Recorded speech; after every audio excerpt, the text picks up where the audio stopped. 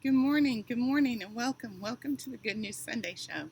My name is Sonia McCullough Lockridge, and I am your host. Welcome. Welcome to our summer study, heart to heart study of the fleshly tables of your heart, of our heart. And know that we are in week 7. This is week 7, and this is the week that we start to look closely, or we're going to take a broad overview of David's heart and what the Word of God says in regards to his heart, and in particularly what David said about heart. So today we're going to look at several verses from the book of Psalms, and we are in particularly looking at the verses written by the psalmist David himself, in which he talks about the key word heart. So we are going to be reading today from the NIV version of the text. The NIV version of the text. And there again, we're going to look at not all of the keywords in regards to the keyword heart today, but we're going to look at, let's see, how many we're going to look at exactly. We're going to look at, I don't know. I just have a list. And we're going to look at this list, which is through Psalm 17. No, it's inclusive of Psalm 17. So let's take a look. The first psalm we're going to look at is Psalm 4. As we well know, David did not write all of the Psalms, but he wrote a great portion of the Psalms. So Psalms 4 reads as follows. 4:4 reads as follows. Tremble and do not sin. When you are on your beds, search your hearts and be silent. Search your heart and be silent. Psalms 4:7. Fill my heart with joy when their grain and new wine abound. Fill my heart with joy when their grain and new wine abound. In another translation for 4:4, the King James Version translation reads as commune with your own heart. Commune with your own heart. So then we're going to move on to Psalm 7. Psalm 7, 9. 7:9 reads, bring to an end the violence of the wicked and make the righteous secure. You, the righteous God, who probes minds and hearts. Who probes minds and heart. The righteous God who probes minds and heart. Now, the KJV version of the text says, who tries minds and hearts. Okay? And so then 7:10. My shield is God Most High, who saves the upright heart. Then we're going to move forward to Psalms 9:1. Psalms 9:1. I will give thanks to you, Lord, with all my heart. I will tell of all your wonderful deeds. Psalms 10. Now, Psalms 10 has the keyword heart is mentioned several times in Psalms 10, and I believe it's 1, 2, 3, 4, 5, 6. It's 6 times. So, for Psalms 10, we are going to read through, we'll just read the whole thing. Psalms 10. Psalms 10.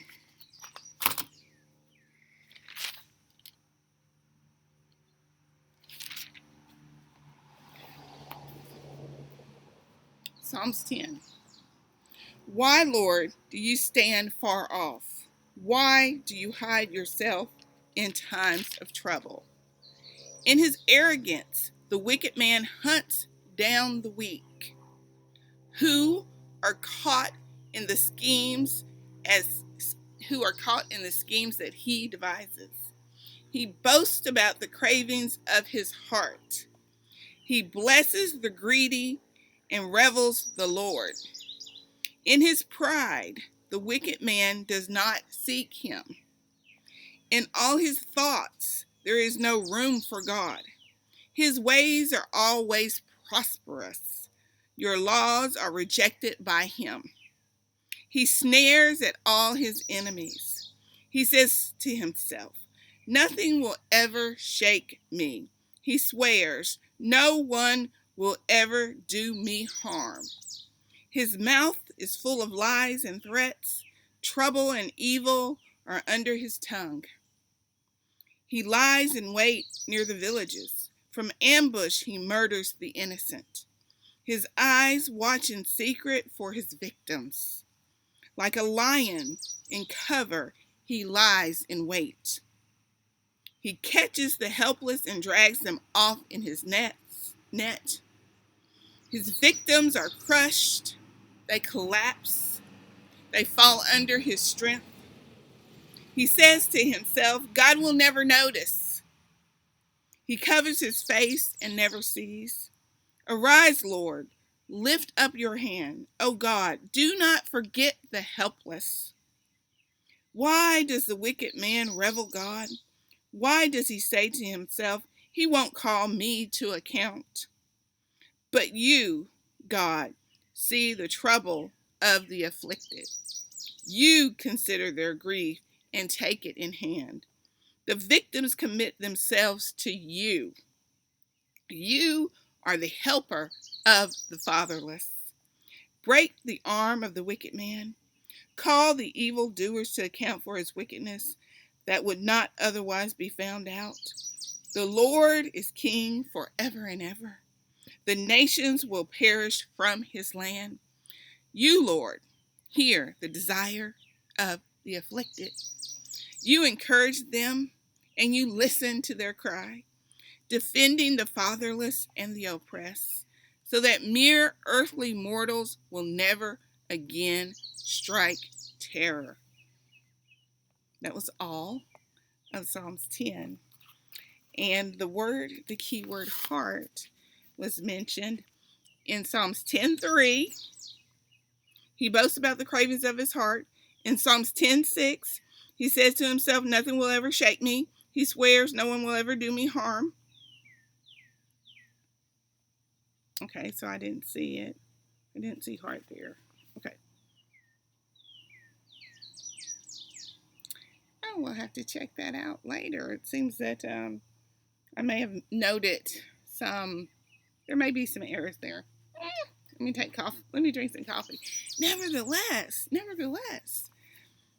we read the entirety of Psalms 10, and it's much about the wicked and the way they deceive themselves. Psalms 11:2. For the wicked bend.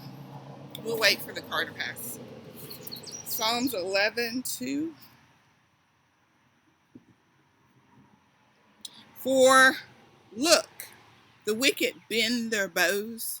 They set their arrows against the string to shoot from the shadows at the upright heart.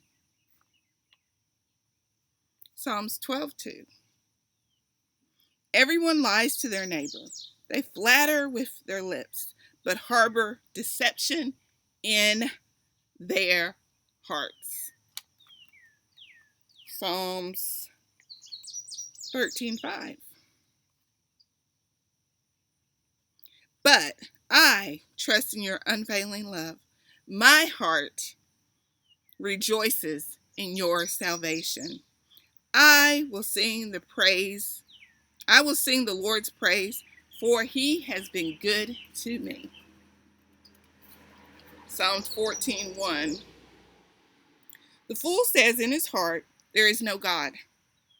They are corrupt, their deeds are vile, There is no one who does good. That's what the Word of God says. There is no one who does good. Psalms 15:2. The one whose walk is blameless, who does what is righteous, who speaks the truth from their heart. So that tells us that we can speak from our heart and it not be truth, because it says here, who speaks the truth from their heart. Psalms 15:2, that's what we just read. Psalm 16:9. Psalm 16:9. Therefore, my heart is glad, and my tongue rejoices. My body also will rest secure, because you will not abandon me to the realm of the dead, nor will you let your faithful one see decay. That was Psalm 16:9. Psalm 17:3. Though you probe my heart, though you examine me at night and test me, you will find that I have planned no evil. My mouth has not transgressed. Though people tried to bribe me, I have kept myself from the ways of the violent. Through what your lips have commanded, my steps have held to your paths. My feet have not stumbled. I call on you, my God, for you will answer me. Turn your ear to me and hear my prayer. Show me the wonders of your great love, you who saved by your right hand, those who take refuge in you from their foes. Keep me as the apple of your eye. Hide me in the shadow of your wings from the wicked who are out to destroy me, from my mortal enemies who surround me. It's this portion of Psalm 17. So there we have it. Several verses which contain the keyword heart from the book of Psalms and from the pen of David. David, the man, the Bible says, the man after God's own heart. And it says this more than one time in the Word of God. And we went over that last week in week 6. And this is week 7. And so that's all we have in regards to the keyword heart today. I'm not sure how many verses we read, but we read several. We read through chapter 17. And next week we will start in 18 and look at each and every time David penned the word heart in the Word of God and in the book of Psalms. So that brings us to the portion of the video wherein which we share a product. That's this portion of the video. Now, last week we shared with you the July Word Women Journal, and the Prepared Through the Word Prayer Journal. And this week we are going to share with you I'm excited about this, the 90 days through the Word Journal. This journal is a keepsake where we can write as we read through the Word of God in 90 days. And it can be done. I've done it once, but the year's not out. And I've done it once, and the year's not out. So, therefore, you will have a record of each time you read through the Word in 90 days. And I'm not sure if you know, but my theory is that if we try to read through the Bible in 90 days, one time every year, we're going to succeed. More than likely than if we try to read through the entirety of the Bible in 1 year. And why do you say that? because you have 4 opportunities. We have 4 opportunities to read through the Word of God each and every year, not 1, but 4, if we do it in the 90-day fashion. If we do it in this fashion, we have 4 opportunities. So, that's all I have for us today. Excuse me. Oh, now I'm drinking coffee.